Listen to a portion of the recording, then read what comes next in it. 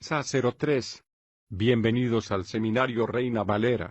Yo soy Gilberto Aves, rector del Seminario Abierto, y esta es la lección número 3 de la materia Sinopsis del Antiguo Testamento, cuyo tema es Levítico. El camino de la santidad. Pedimos la bendición de Dios sobre el estudio de su palabra. Empecemos. Levítico, el camino de la sanidad. Por Ray C. Stedman. ¿Ha hecho usted alguna vez un recorrido por la Biblia para encontrarse atascado en el libro de Levítico? ¿Lee usted todo el Génesis sin problema, aprendiendo acerca de Abraham, Isaac y Jacob y todo lo que les sucedió? A continuación sigue con la lectura de Éxodo, donde se encuentran incidentes tan dramáticos como puedan ser la confrontación de Moisés con el faraón en la corte de Egipto, la separación del Mar Rojo y la entrega de la ley. Y entonces comienza a leer Levítico. Una vez que ha leído laboriosamente las ofrendas, llega al sacerdocio, a las ceremonias, a todas las restricciones sobre el régimen y las especificaciones sobre la vestimenta del sumo sacerdote y las diferentes y extrañas funciones y fiestas. Para entonces, su interés se ha esfumado, se ha quedado usted sin fuerzas y pone fin a su lectura de la Biblia. ¿No estoy en lo cierto? Soy consciente de que este libro resulta un poco difícil y da la impresión de ser muy árido. Hasta lo podíamos titular la barrera árida, pero si puede usted atravesarla, se encontrará con que la Biblia es un libro fascinante y que vale la pena leerla hasta el fin. El Levítico me recuerda una visita a una fábrica sin un guía. Cuando llegué por primera vez a esta región, fui a San Francisco, donde un amigo mío tenía una fábrica de gran tamaño de productos de acero. Entré en la fábrica con el fin de ver lo que estaban fabricando. Mi amigo estaba ocupado en esos momentos y no podía acompañarme, de modo que fui solo. Mi primera impresión al entrar en aquel enorme edificio fue la de un ruido enorme. Era algo increíble. Había enormes máquinas que hacían un ruido insoportable, enormes martillos pilones que golpeaban con fuerza, y había otras máquinas que estaban triturando el metal y echándolo como piezas. Ni siquiera podía oírme a mí mismo pensar. Mi segunda impresión fue una de confusión masiva y me pareció que nadie sabía lo que estaba haciendo. Había hombres que corrían de un lado a otro, sin prestarse atención unos a otros, algunos se tropezaban con sus compañeros, mientras las máquinas seguían funcionando sin aparente armonía ni relación alguna. Entonces mi amigo se unió a mí y comenzó a llevarme por toda la fábrica. En primer lugar, me enseñó un sector y me explicó lo que estaban fabricando en él. Luego me mostró una máquina y me dijo para qué servía. Continuamos así hasta que llegamos al departamento de envíos. Cuando vi un producto acabado, entendí lo que era aquella fábrica y tuvo sentido y dejé de sentirme confuso. Es posible que sea eso lo que usted sienta al leer el libro de Levítico. Al leerlo se encuentra usted con muchas ceremonias y sacrificios extraños, muchas restricciones fuera de lo habitual, problemas de régimen alimenticio y otras diferentes dificultades que parecen totalmente carentes de significado, pero entonces descubre usted que poseen una relación muy compleja, intrincadamente articuladas, que conducen hacia un fin muy determinado. Este fin ha quedado muy claro en este libro, y si quiere usted entender el Levítico, hay un versículo que se encuentra aproximadamente a mitad del libro que les será de ayuda: me seréis santos, porque yo, Jehová, soy santo, yo os he separado de los pueblos para que seáis míos. Levítico 20:26. Ese es el propósito del libro de Levítico. Dios le está diciendo a su pueblo Israel: os he separado del resto de las naciones de alrededor a fin de que seáis míos. Cuando nosotros los cristianos leemos esto, debemos de entender que nosotros somos el pueblo de Dios hoy. Lo que le dijo Dios a Israel también nos lo está diciendo a nosotros, porque en la nueva relación que tenemos con Jesucristo no hay ni judío ni gentil, no hay más que un solo hombre, un cuerpo en Cristo. Las promesas que aparecen en forma de imagen en el Antiguo Testamento también nos pertenecen a nosotros, que vivimos a este lado de la cruz. Tal vez se sintió usted eliminado de inmediato por la palabra santo en este pasaje. No sé lo que cree usted que significa el término, pero es posible que haya creído usted entender algo que está relacionado con su pasado y que hace que le resulte desagradable. La mayoría de nosotros relacionamos la palabra santo con algo sumamente severo y estamos convencidos de que las personas santas tienen un aspecto como si se las hubiera estado remojando en vinagre o en un líquido para embalsamar. Esa era la idea que yo tenía de la palabra y a mí la santidad no me resultaba ni mucho menos atractiva, sino que me repelía. Pero me encontré con un versículo en las Escrituras que hablaba acerca de la hermosura de la santidad. Salmos 29 2.2. Y me pregunté a mí mismo, ¿qué hay de hermoso en la santidad? Cuando por fin lo averigüé, tuve que admitir que la santidad es verdaderamente algo hermoso. Pero la mayoría de nosotros reaccionamos inicialmente ante esta palabra como lo hizo la niñita que vio a una mula que la observaba por encima de una valla. No había visto nunca una mula y le dijo, no sé lo que eres, pero debes de ser un cristiano porque te pareces a mi abuelo. Otras personas relacionan la palabra con algo extraño, apartado, como si las personas santas fueran seres extraños y excéntricos, que viviesen en algún lugar del desierto, alejados del resto de nosotros. Son diferentes, pero la Biblia no sugiere ninguna de estas ideas con respecto a la santidad. Si quiere usted entender el significado de la palabra, es preciso volver a su raíz original. La palabra se deriva de la misma raíz de la que procede una atractiva palabra en inglés. La palabra es, holiness, que significa integridad, todo, completo, de modo que santidad quiere decir integridad, estar completos.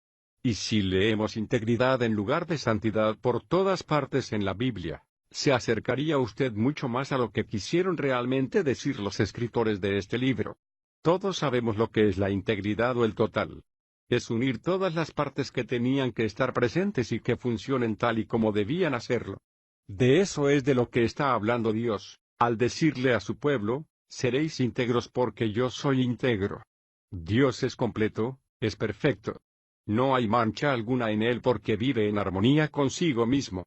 Él es una persona preciosa y es absolutamente lo que debe de ser una persona. Está lleno de gozo, de amor y de paz. Vive en integridad y nos mira a nosotros, nos halla quebrantados y nos dice, también vosotros seréis íntegros. Esa palabra integridad tiene el poder de despertar el deseo en nosotros, que anhelamos ser un pueblo íntegro. ¿No lo desea usted? ¿No quiere usted ser aquello para lo cual Dios le creó a usted, con todos los ingredientes de su personalidad expresados de modo equilibrado? De eso se trata el libro de Levítico. De hecho, la Biblia entera. Somos tan conscientes de que somos personas débiles, de que no somos completas. Sabemos lo mucho que nos perjudicamos a nosotros mismos y a otros y nos damos cuenta de nuestra inhabilidad para afrontar la vida. Algunas veces nos ocultamos tras una máscara y pretendemos que somos perfectamente capaces de afrontar lo que sea, pero la verdad es que, la mitad del tiempo, sentimos el miedo en nuestro interior. Esa es la señal de que no hay plenitud en nosotros. Conocemos además el poder diabólico que tenemos para irritar, para enfurecer y para encolerizar a otros e incluso a nosotros mismos. Pero esta gran afirmación de Levítico 20:26 declara que Dios sabe perfectamente que somos débiles y que nos sentimos heridos y su amor llega hasta nosotros y nos dice, seréis íntegros porque yo lo soy. Ese es mi propósito, le dice a su pueblo.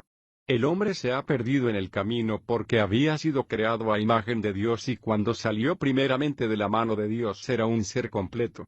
Adán funcionaba tal y como Dios quiso que funcionase el hombre porque estaba funcionando conforme a la imagen y la semejanza de Dios, pero ahora hemos perdido esa semejanza. Aún tenemos la imagen, pero la semejanza ha desaparecido.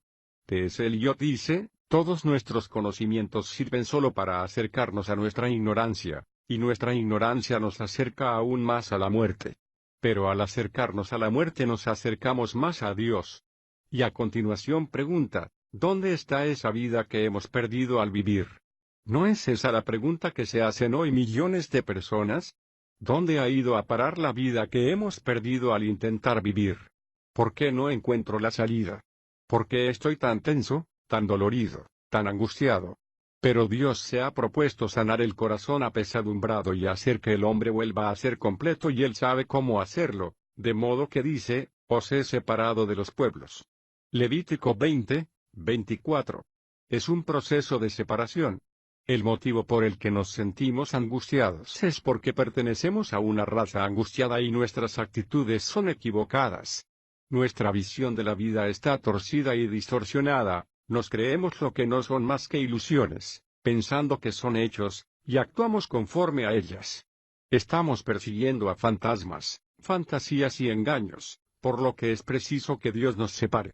Tiene que liberarnos de la conformidad a la manera de pensar, a las actitudes y a las reacciones de los que nos rodean. Tiene que liberarnos de todo eso, tiene que enderezar nuestra manera de pensar, enderezar nuestras mentes y nuestros corazones, y corregir nuestras relaciones retorcidas y enredadas. Este es un proceso que requiere una paciencia y un amor infinito, porque es voluntario y Dios no nos ha obligado nunca a nada. Solamente les puede suceder a aquellos que confían en Dios lo suficiente como para reaccionar ante su amor. Cuando yo no era más que un adolescente, intenté en una ocasión atraer a una cierva de entre la espesura a un pequeño claro para que cogiese una manzana de mi mano y se la comiese. Era un animal salvaje y muy asustado. Vio la manzana y era evidente que quería venir a cogerla. Avanzaba unos cuantos pasos hacia mí, pero entonces se asustaba y se retiraba hacia los bosques. Luego volvía a salir, se quedaba inmóvil y miraba durante un tiempo a su alrededor, y empezaba a pasear como mostrándose indiferente. Yo permanecía inmóvil, con la manzana en mi mano. El cervatillo se acercaba un poco, entonces se partía una ramita y volvía a desaparecer entre los matorrales. Al animal le hubiera resultado perfectamente posible durante todo ese tiempo, de haberlo sabido, sencillamente acercarse, coger la manzana y comérsela. Yo no le hubiera hecho el menor daño, no hubiera intentado capturarla ni hacerle ninguna otra cosa, pero ella no sabía eso. Finalmente, se acercó hasta la mitad del camino y se quedó con el cuello estirado, intentando armarse de valor para coger la manzana. Justo cuando creí que iba a hacerlo, pasó un coche muy cerca y desapareció y me tuve que comer la manzana yo mismo. Eso me parece una imagen muy apropiada de lo que Dios tiene que afrontar para acercarse al hombre. Requiere una paciencia y un amor infinito impartir la comprensión necesaria a hombres y mujeres como nosotros, temerosas y doloridas. Por eso fue por lo que Dios nos dio su libro y por lo que ha comenzado con nosotros desde lo más básico. Comienza mostrándonos imágenes y sombras, con ayudas visuales, a fin de mostrarnos lo que hará un día. Todas las ceremonias y las ofrendas del Antiguo Testamento son sombras e imágenes de Jesucristo y, por lo tanto, Cristo está aquí en el Levítico. Dios nos muestra, por medio de su pueblo Israel, su manera de sanar un corazón humano herido y así es como Dios hace que seamos completos. Es posible que alguien diga, pues yo me creía que Jesucristo era la manera que tenía Dios de hacer que fuésemos íntegros y eso es cierto, lo es. Pero Él no solo está a nuestra disposición. Había hombres y mujeres ante la cruz que estaban doloridos, angustiados y fragmentados, lo mismo que lo estamos nosotros. Ellos necesitaban a Cristo y Él estaba a su disposición. Por ello, al entender aquellos hombres y mujeres lo que representan estas imágenes y aplicarse su significado, pudieron disfrutar del mismo gozo y la misma paz que tenemos nosotros. Si ustedes no lo creen, lean los Salmos y verán lo mucho que entendió David acerca de la presencia y la gracia de Dios en su vida. Él fue un hombre sanado por Dios y entendió que Dios era su fortaleza y su vida misma y que Él podía suplir cada una de las necesidades de su corazón y enderezar todas las relaciones enredadas de su vida familiar y personal. Todo esto está reflejado en los Salmos que escribió. Por lo tanto, Cristo está por todo el Levítico. Todos los sacrificios, los rituales y las ceremonias descritas mediante imágenes describen a Jesucristo y a su obra y cómo estuvo a disposición de los hombres y mujeres de entonces. Y al leer nosotros este libro desde nuestra posición ventajosa, a este lado de la cruz, aprenderemos mucho acerca de cómo Jesucristo suple actualmente nuestras necesidades. Por lo tanto, este no es solo un libro histórico y no está escrito solamente para transmitir noticias. Es un manual tremendamente práctico sobre cómo vivir como cristianos. Pero hay algo más. Al leer el libro de Levítico y entender lo que está diciendo, le ayudará a usted a entenderse a sí mismo. Como ve, Dios adoptó en Jesucristo la forma de hombre. Jesús vino a este mundo, Dios hecho carne, y habitó entre nosotros como hombre, como el hombre tal y como Dios quería que fuese. Vino a donde nos encontramos nosotros y todo cuanto fue e hizo como hombre es lo que también somos o podemos ser nosotros. De modo que, al leer este libro, entenderá más acerca de sí mismo y cuáles son sus necesidades más importantes y vitales y acerca de cómo debe comportarse. Somos un misterio para nosotros mismos y ni siquiera entendemos cómo pensamos y nos sentimos desconcertados por nuestra propia experiencia. ¿No se siente usted así? Recuerde cómo lo expresa Pablo en Romanos, porque no hago el bien que quiero, sino al contrario, el mal que no quiero, eso practico. Romanos 7:19. Esa es una imagen de la vida. Es un análisis en profundidad y que examina lo que está sucediendo en su vida y en la mía. Es lo que nos muestra el libro de Levítico, los motivos de por qué sucede, ayudándonos a entendernos a nosotros mismos. Este libro tiene como fin resolver el sufrimiento del hombre, sea cual fuere, y según vayamos aprendiendo a aceptar la sanidad de Dios, nos enseñará lo que podemos ser. Debido a que eso es cierto, el libro se divide en dos partes básicas. La primera parte habla acerca de la necesidad del hombre y nos revela dónde nos encontramos como personas, al tiempo que deja claro cuál es la respuesta de Dios ante la necesidad del hombre. La segunda parte pone de manifiesto lo que Dios espera de nosotros a cambio. Primero encontramos la provisión de Dios y luego la actuación, que es el resultado de dicha provisión. En los primeros 16 capítulos, hay 4 elementos que presentan la necesidad del hombre y que revelan cómo somos. La primera es una serie de 5 ofrendas.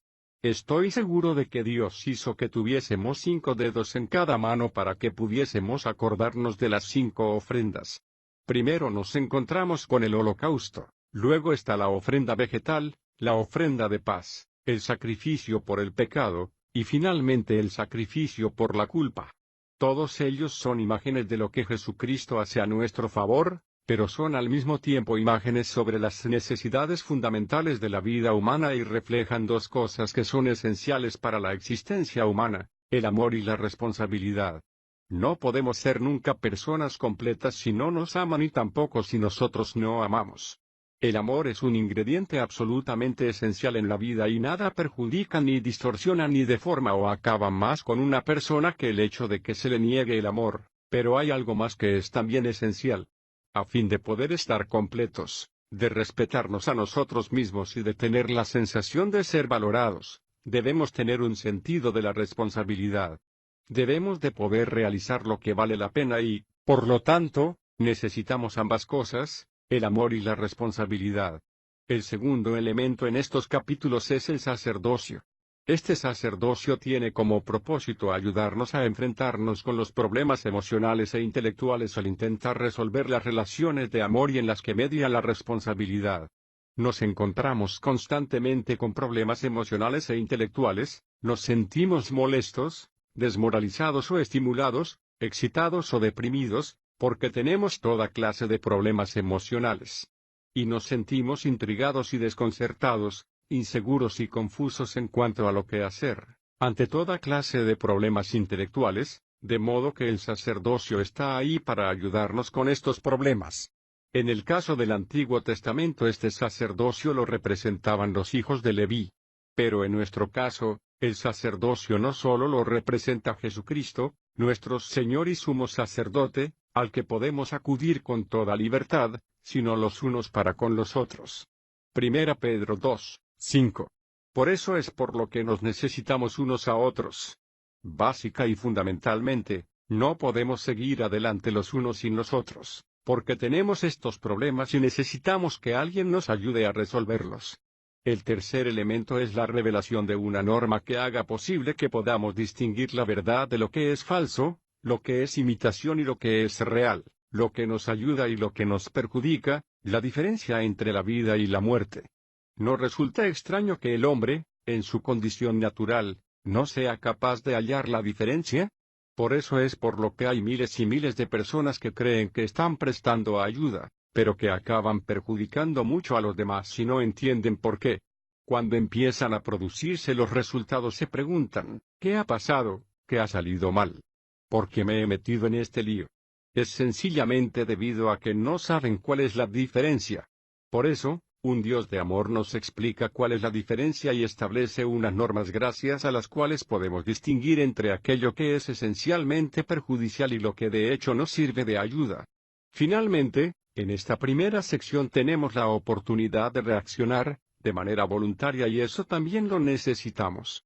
Dios nunca impone su voluntad a ninguno de nosotros, aunque necesitamos ayuda constantemente. Es preciso que nos encontremos en una situación en la que lo reconozcamos y entonces tendremos que reaccionar de algún modo y tendremos que responderle.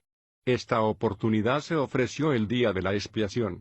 Sí, cuando entendamos totalmente nuestra necesidad y la provisión de Dios frente a ella, le decimos que no a Él, Él permitirá que lo hagamos. Es posible que nunca más disfrutemos de esa oportunidad, pero Dios nos permite siempre un largo período de preparación durante el cual nos guía a una comprensión absoluta antes de que nuestro rechazo de Dios sea algo definitivo.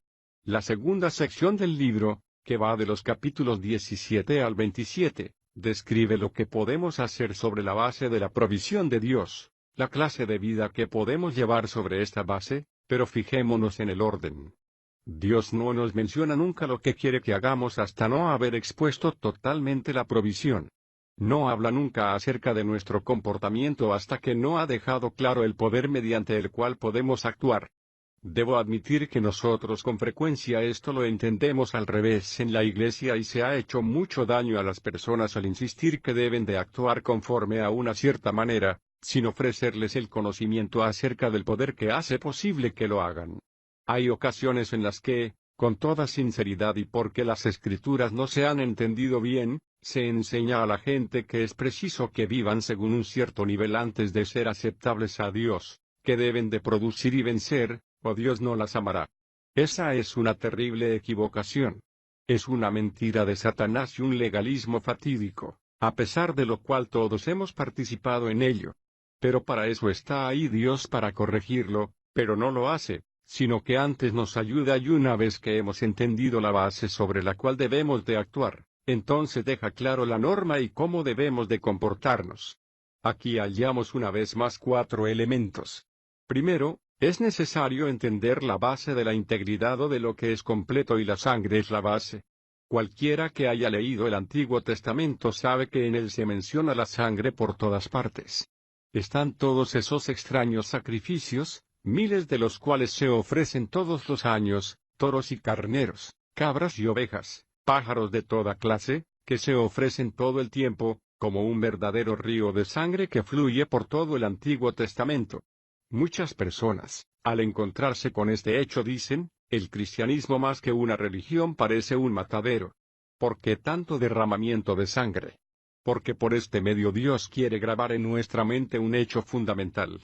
Nos está diciendo que los temas relacionados con nuestra vida corren muy profundos, que solamente pueden ser resueltos por medio de la muerte, que la base de la integridad en la vida es una vida entregada, que no lo conseguiremos nunca sencillamente sobre la base de una vida natural.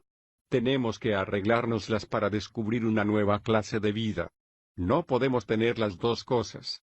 La lucha que se produce en la vida cristiana es debida a que intentamos seguir aferrándonos a la antigua vida y negándonos a aceptar la nueva, y la sangre nos habla acerca de este hecho. El segundo elemento es la práctica del amor en todas las relaciones de la vida. La Biblia es intensamente práctica y no le preocupa tanto lo que hacemos en la iglesia como lo que hacemos en el hogar como resultado de haber asistido al templo. De modo que este libro trata acerca de las relaciones en el ámbito de la familia, entre amigos y en la sociedad en general, mostrándonos exactamente la clase de relación de amor que Dios hace posible que tengamos en todos estos aspectos de la vida. El tercer elemento en esta última sección es acerca de cómo disfrutar la presencia y el poder de Dios, el hombre en relación con Dios, adorándole y entusiasmado por un Dios emocionante. En este libro podemos aprender lo que representa el templo en nuestra relación con Dios y acerca de cómo pensar sobre él. Lo más importante en la vida es conocer al Dios vivo que se encuentra detrás de todas las cosas. El último elemento es una conciencia de aquellas cosas que están en juego y su importancia, aprendiendo cómo toda nuestra vida está en la balanza al llegar a este punto, sabiendo que se espera una decisión de nosotros y que hay una opción por la que nos podemos decidir. Y Dios nos coloca por fin en esa situación y nos ayuda a darnos cuenta de que en el análisis final nos va a tocar a nosotros escoger. Dios no dice nunca, voy a hacer que llevéis una vida desgraciada, sino que dice más bien, si preferís sentiros angustiados si no queréis ser sanados, podéis seguir exactamente donde estáis. Pero si queréis vida, esto es lo que os espera. Dios no nos impone nunca su voluntad, pero pone ante nosotros las opciones, lo deja todo muy claro y luego espera a que reaccionemos sobre la base que nos ha dado. Para terminar, deberíamos volver a nuestro versículo clave, me seréis santos, porque yo, Jehová, soy santo y os he separado de los pueblos para que seáis míos. Y ese es, finalmente, la meta que se ha fijado Dios. Quiere que seamos suyos y aquí hay un tiempo del verbo que es muy interesante. En nuestro texto en inglés, se expresa en futuro, seréis míos. Pero el hebreo lo enfoca de una manera extraña, muy diferente al inglés. Se pueden reunir estos tres tiempos del verbo en una sola palabra y es lo que encontramos en este caso. Dios está diciendo, fuisteis míos, sois míos y seguiréis siendo míos. Mío dice, míos.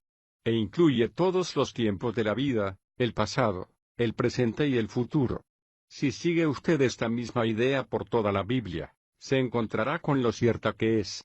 Muchos de ustedes saben, gracias a su propia experiencia, que una vez que se han hecho cristianos, que le pertenecerle a Dios, se dieron cuenta de que, en un sentido, siempre le habían pertenecido. El apóstol Pablo dice, pero cuando Dios, quien me apartó desde el vientre de mi madre. Gálatas 1:15.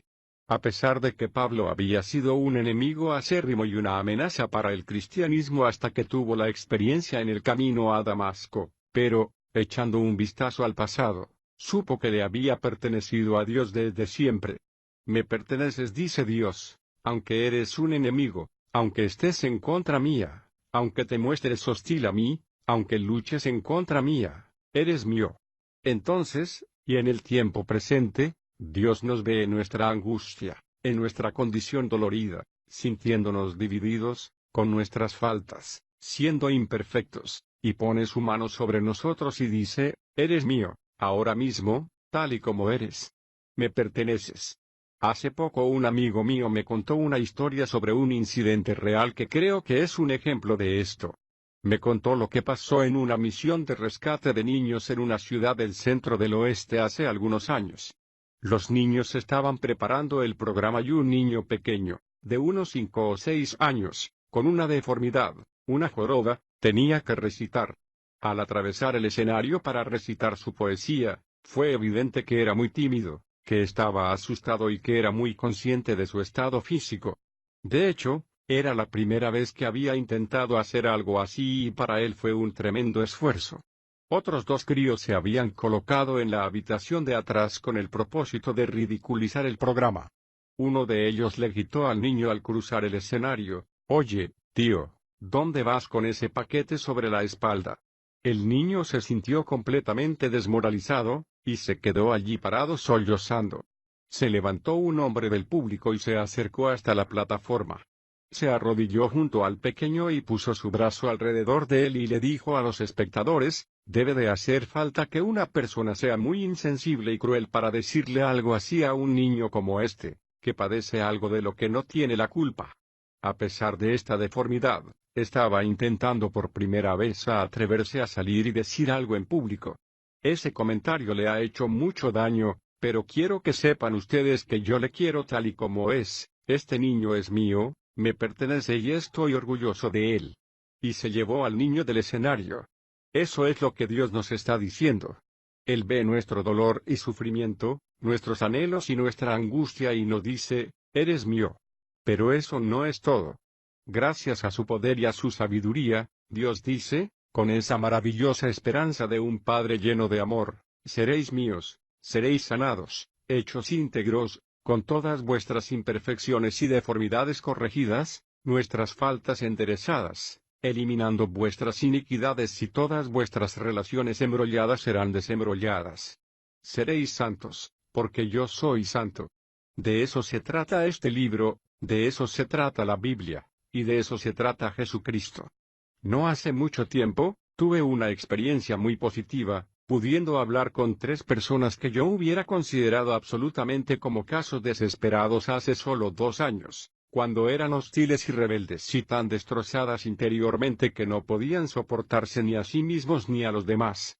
Nadie podía realmente hablar mucho con ellos y mucho menos llegar a ellos con la verdad.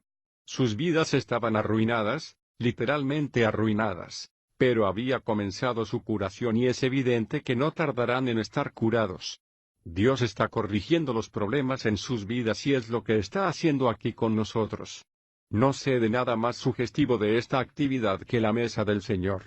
Este suceso nos habla de cómo Dios, en su amor, comenzó el proceso de la curación. Nos ofrece una imagen de cómo empezó a extender su mano a nosotros en la cruz, mediante el sufrimiento de Jesús, y de qué manera rompió el poder de las tinieblas y comenzó a liberarnos.